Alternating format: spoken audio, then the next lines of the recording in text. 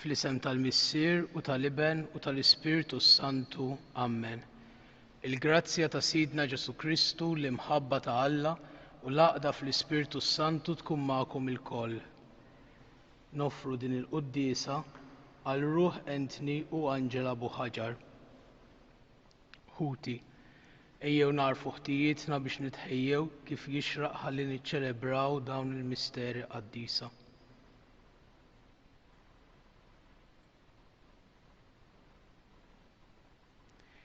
Nistqar l-Alla li jista' kollox u lilkom ħuti li jiena dnibt ħafna bil-ħsieb, bil-kliem, bil-għemil u billi ħallejt dmirjieti ħtija tiegħi l-akbar ħtija tiegħi għalhekk nitlob il-imqazza Marija dejjem Verġni, l-anġli u l-qaddisin kollha u lilkom ħuti biex titolbu għalija il-mulej Alla tagħna. Iħenna lina Alla li jista' kollox jaħfrilna dunubietna u jwassalna għal ħajja ta' dejjem. Mulej ħniena, Kristu ħniena, mulej ħniena, nitolbu. O Alla, li minnek ġej kull ġid, fiċ-ċakon tagħna nitolbuk biex fid-dawl tiegħek nitnebħu fil-għemil kif għandna nġibu ruħna sewwa u bil-għajnuna tiegħek ngħixu hekk ta' bilħaq bibnek Ġesu Kristu Sidna li hu Alla u miegħek jgħixu jisaltan flimkien mal-Ispirtu Santu għal dejjem ta' dejjem.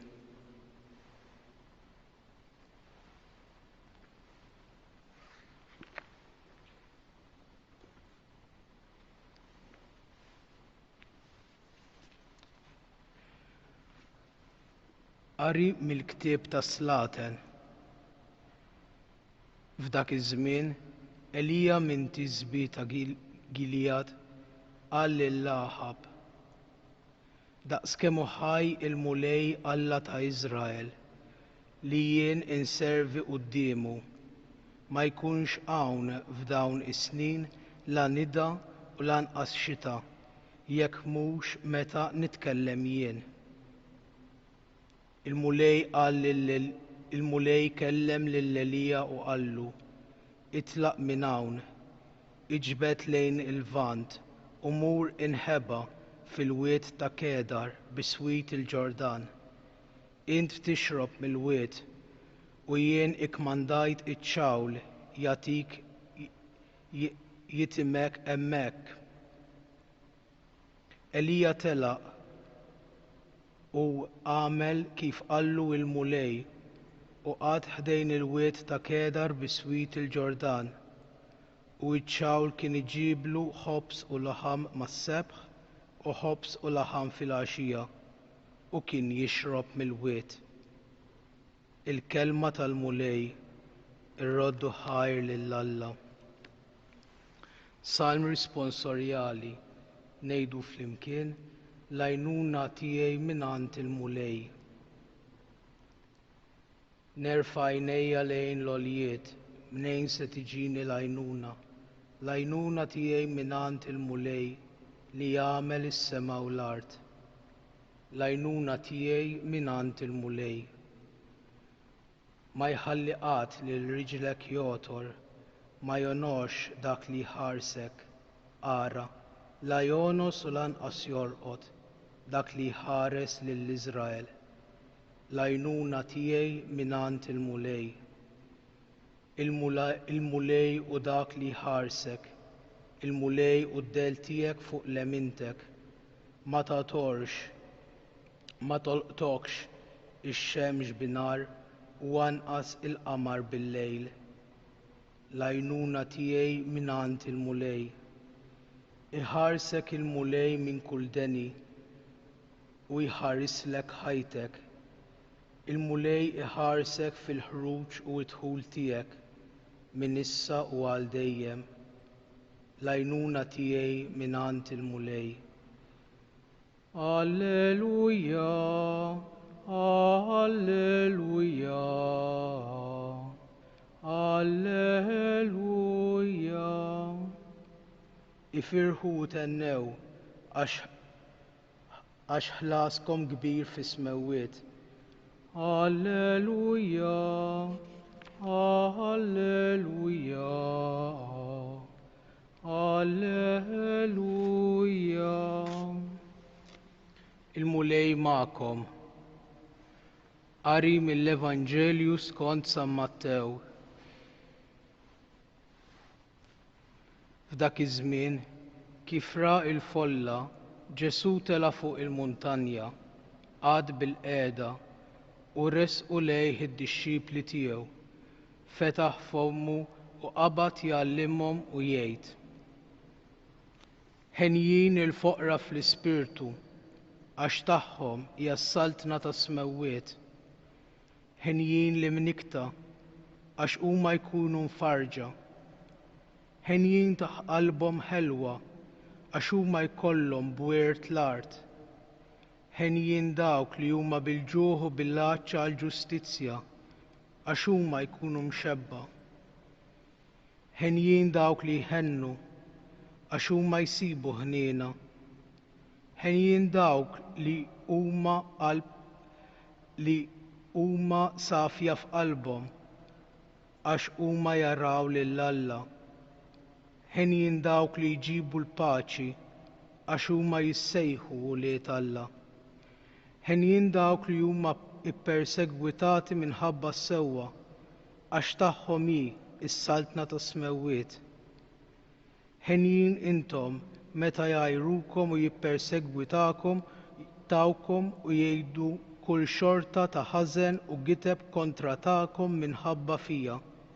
Ifirħu u tennew, għax ħlaskom kbir fis-smewwiet. Hekk kienu jippersegwitawhom lill-profeti li kienu qabilkom. Il-kelma tal-mulej, it-tifħir lilek Kristu. Per Evangelika dikta, delegatur nostra delicta.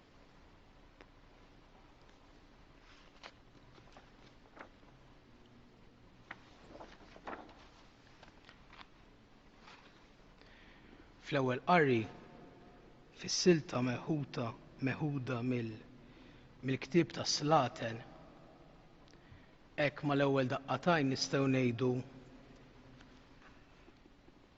wow, kemm kien qawwi Elija. Kieku hekk ta' żmien ngħidu għamel waħda ta' buli. Qal kelma u ġara dan is-sinjal hekk li ingħalqu s-smewwiet. Però ma kienx dan l-iskop ta' Elija li sempliċement quddiem l-inġustizzja tar-re Aħab jagħlaq is-smewwiet. Kien ħajġib aktar aqs u ġuħ fuq il-poplu minn barra l-inġustizzja tar-re. Elija kien profeta, u kien profeta mhux għax kien sempliċement iħabbar il-futur. Imma l-eżistenza tiegħu kienet imsawra, kienet mibnija fuq il-kelma ta' Alla. U hu kien jaraf din il-kelma u kien iħabbarha, kien jagħtiha wiċċ, kien jagħtiha realtà f'dak kollu li hu saħansitra fl-eżistenza tiegħu mhux biss fil-kliem li hu kien jgħid. Tantu hekk li imbagħad Alla qallu jinħeba, u mhux tant inħeba għaliex ħarab minn Aħab, imma nħeba wara dik il-kelma li kien ħabbar. Il-preżenza tiegħu ma kellix bżonn tkun hemmhekk biex tfakkar f'dak li qal, imma r-realtà stess kienet tixdu. U Ġesu kif jagħlaq f'dan il-Vanġelu qalilhom għalhekk kienu jippersegwitawhom lill-profeti, il-missirijietkom, dawk ta' qabilkom. Għaliex jgħidha Ġesu mal-beatitudnijiet din il-frażi. Għax dik il-kelma li ħabbar Elija ma kienx għajr Kristu li qed diġà juri wiċċ il-missier fl-Antik Testament. Qiegħed diġà jissawwar, qiegħed diġà iħejji triq għalant il-missier. Imbagħad dan seħħ b'mod kompjut fl-inkarnazzjoni, fil-ħajja kollha tiegħu, speċjalment fil-passjoni, fil-mewt u l-qawmien. L-istorja fi żmien Elija diġà kienet qed tieħu forma. Alla diġà kienet isewwara biex tilqew. U hekk ukoll illum aħna msejħin inkunu sinjal skont dak li kien Kristu bħalma fi żmien Elija skont dak li kellu jkun Kristu. Għalhekk ħenjin il-foqra fl-Ispirtu, għax minn dawk li jġorru fihom l-Ispirtu ta' Ġesu huma xhieda ġa minn issa ta' dik is-saltna ta' smewwiet li huma jużufruwixxu jużaw il-kreazzjoni kollha b'mod mhux imbiegħed imma b'mod mhux possessiv li jaraw f'dak kollox għal xiex għandu jkun, għal xiex ġie maħluq u għal xiex għandu jwassal. U għalhekk pereżempju wkoll ħenjin ta' qalbhom ħelwa. Għaliex?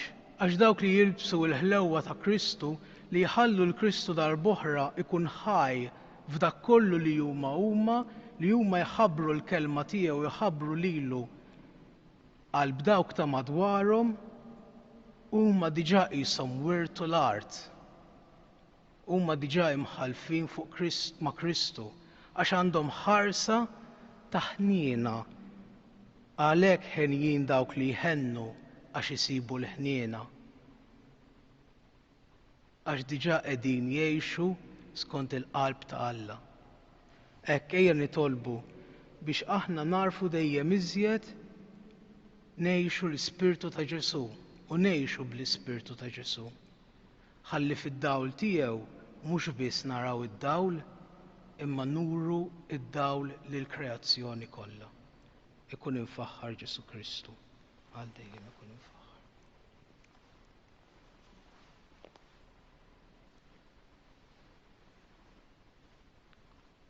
Ejja nresqu t-talb tagħna.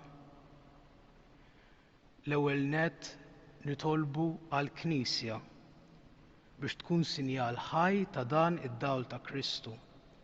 Nitolbu, ismana nitolbuk mulej. Nitolbu għalina l-koll biex inkunu kontinwament sinjal tal-imħabba għal dawk kollha ta' madwarna. Nitolbu, ismana nitolbuk mulej. U nitolbu għal Ruħ Entni u Anġela Abu Ħaġar biex jaraw id-dawl etern ta' Alla u jgawdu miegħu fil-preżenza ta' Kristu. Nitolbu, ismana nitolbuk mulej. Dan nitolbuh bi Kristu Sidna. Amen.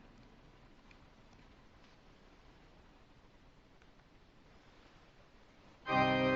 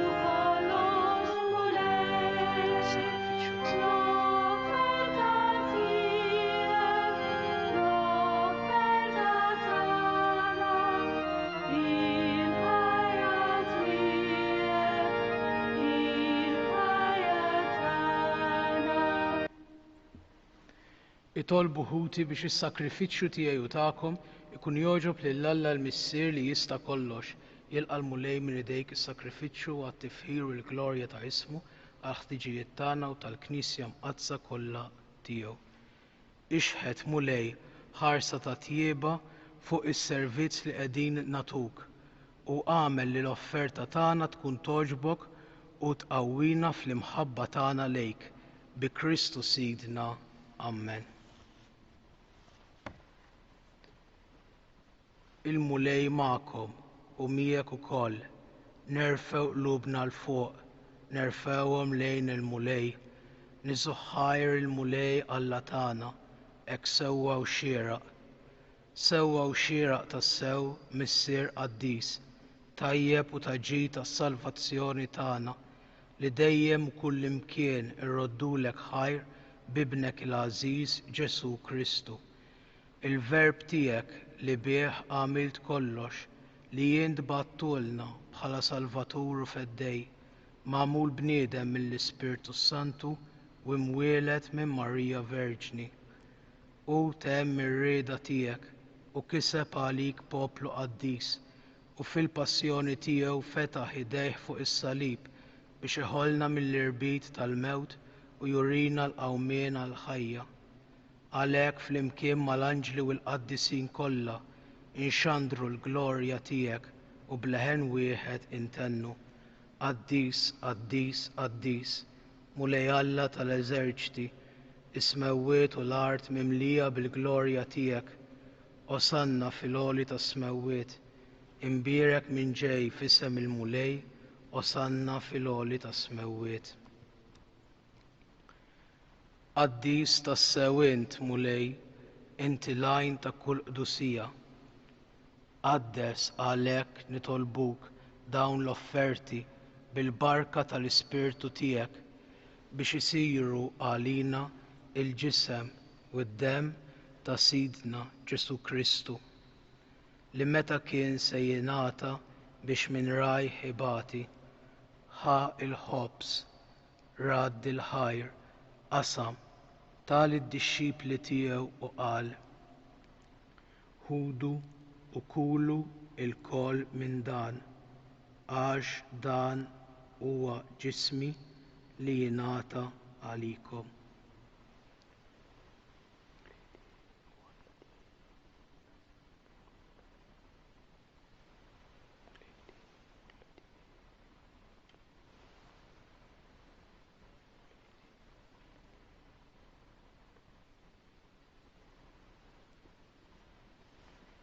Hekk ukoll wara l-ikla ħa il-kalċi, reġa' radd il-ħajr tal id-dixxipli tiegħu u qal: ħudu u jxorbu minnu l-koll, għax dan huwa l-kalċi ta' demmi tal-patt il-ġdid li jibqa' għal dejjem, id-demm li jixxerret għalikom u għal bnedmin kollha għal maħfra ta' dnubiet.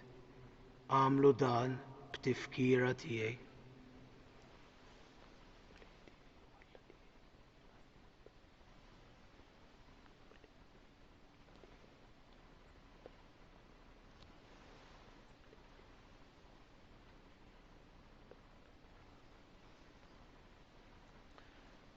Dan hu l-misteru tal-fidi, inħabbru l-mewt tiegħek mulej, inxandru bil-ferħ il-qawmien tiegħek, nistennewk sa ma tiġi fil-glorja.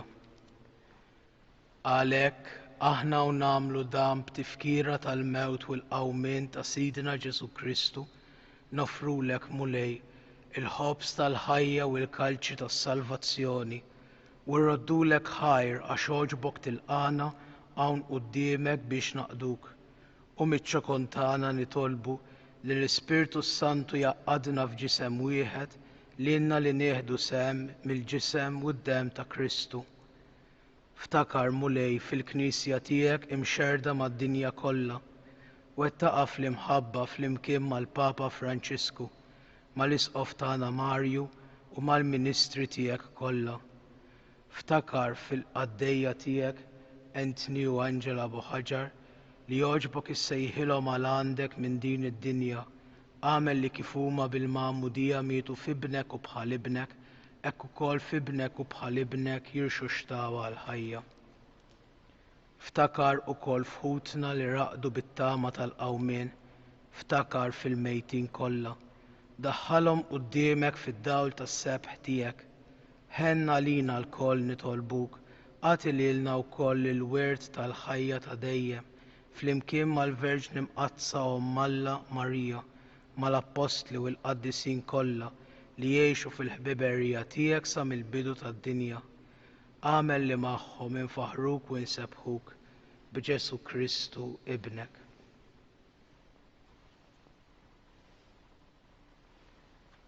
Bi Kristu, ma' Kristu u fi Kristu jingħata lilek Alla Missier li tista' kollox flimkien mal-Ispirtu Santu kull ġieħ u glorja għal dejjem ta' dejjem. Amen. Ejjew nitolbu kif għallimna u ridna nagħmlu l-iben ta' Alla għas-salvazzjoni tagħna. Missierna li inti fis-smewwiet jitqaddes ismek, tiġi saltnatek, ikun li trid int kif fis-sema hekk fl-art. Ħobżna ta' kuljum agħtina llum, aħfrilna dnubietna bħalma naħfru lil min hu ħati għalina u la ddaħħalniex fit-tiġrib iżda eħlisna mid-deni. Eħlisna nitolbuk mulej minn kull deni. Għatina fit-tjieba u l-ħniena tiegħek il-paċi fi żmienna biex inkunu ħielsa dejjem mid-dnub u mħarsa minn kull inkwiet. Aħna u nistennew u nittamaw il-għena u l-miġja tas-Salvatur tagħna Ġesu Kristu, għax tiegħek jassaltna l-qawwa u l-glorja għal dejjem. Mulej Ġesu Kristu li għedt l-Apostli tiegħek, inħallilkom is-sliem, nagħtikom is-sliem tiegħi. La tħarrix lejn dnubietna, iżda ħares lejn il-fidi tal-Knisja tiegħek, għatiha sliem u l-għaqda li inti trid fiha, int li tgħix wis-saltan għal dejjem ta' dejjem. Amen. Il-paċi tal-mulej tkun dejjem magħkom. Għatu l-paċi lil xulxin. Il-ġisem flimkien mad-demm ta' Sidna Ġesu Kristu ikunu jiswew lilna li se nitqarbnu bihom għal ħajja ta' dejjem. Ħaruf tal-Alla li tneħħi dnubiet tad-dinja ħenna għalina. Ħaruf tal-Alla li tneħħi dnubiet tad-dinja ħenna għalina. Ħaruf tal-Alla li tneħħi dnubiet tad-dinja għatina l-paċi. Mulej Ġesu Kristu nitolbok li din itqarbina bil-ġisem u d-demm tiegħek ma tkunx il-kundanna tiegħi, iżda l-ħniena tiegħek tkun għalija ħarsien u fejqan ta' ruħi u ta' ġismi.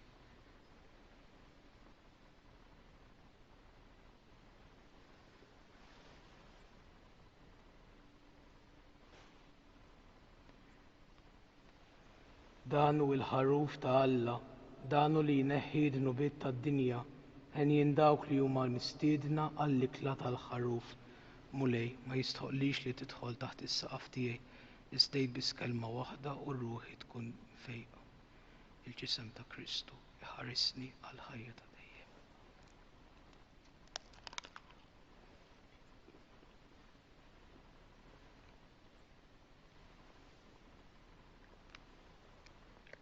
Id-demm ta' Kristu iħarisni għal ħajja ta' dejjem.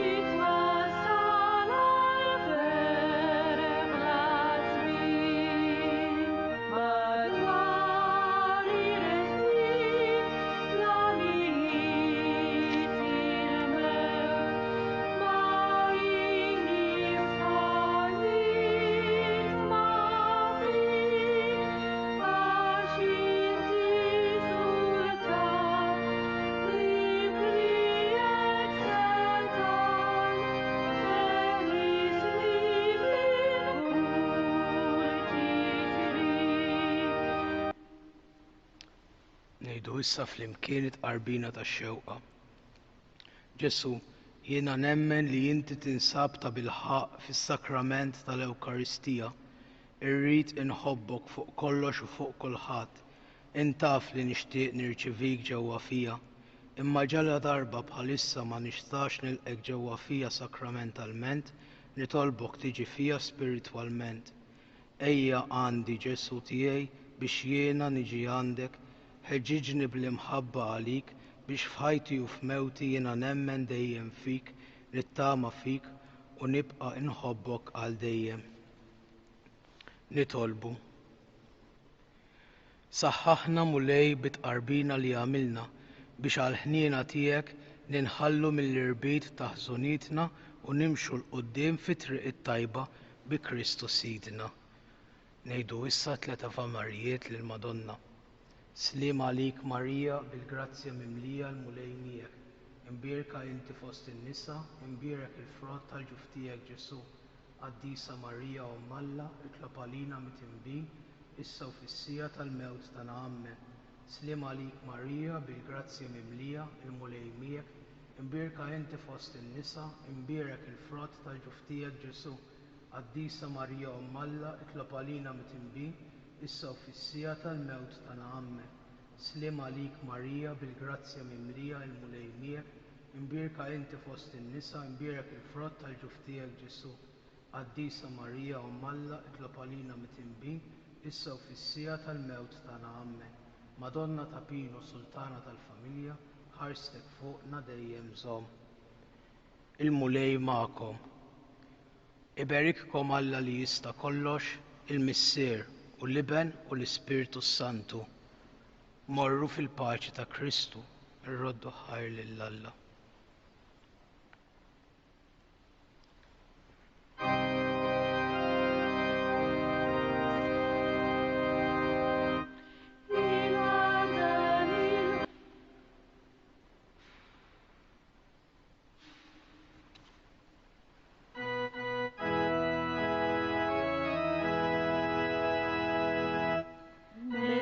Ta